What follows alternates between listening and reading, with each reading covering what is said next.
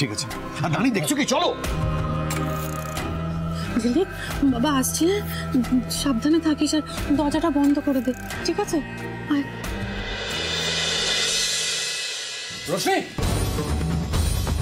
রোশনি,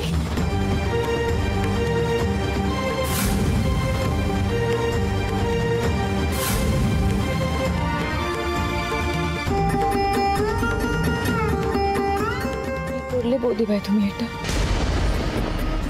কি করলে? কেন তখন বাবার কাছ থেকে টাকাটা দিতে দিলে না বৌদি ভাই? কেন দিলে না? আর দেখো আমার কত বড় সর্বনাশ হয়ে গেল। দেখো বৌদি ভাই, দেখো দেখো বৌদি ভাই, ওই মানুষটা বৌদি ভাই তোমাদের কাছে সাহায্য চাইতে গেছিল আর তুমি মেরে ফেললে রিয়াজকে।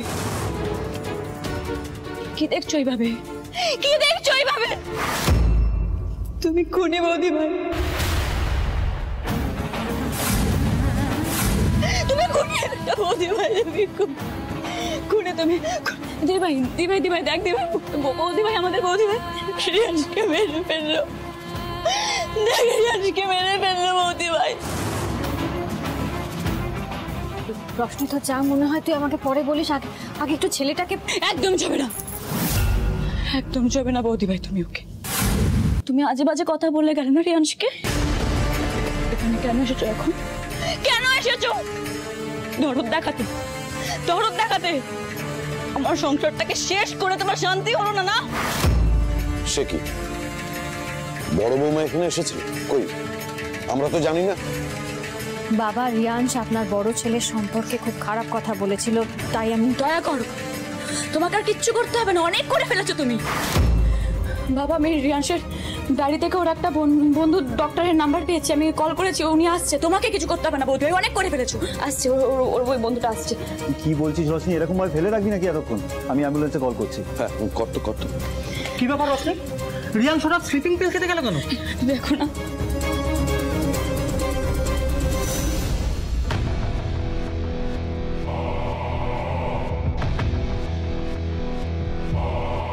আমি নিজের সাথে লড়াই করে আর পারলাম না রোশনি। আমি অনেক চেষ্টা করেও টাকাটা জোগাড় করতে পারলাম না। এই পরিস্থিতিতে মাথা নিচু করে বাঁচার চেয়ে আমি মৃত্যুর পথ বেছে নিলাম। আমায় ক্ষমা করো রোশনি, তোমার রিয়াংশ।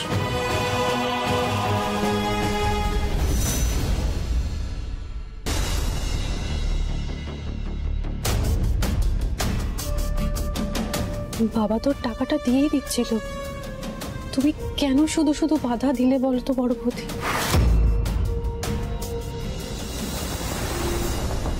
সত্যি বড় বৌমা, তুমি যদি সেই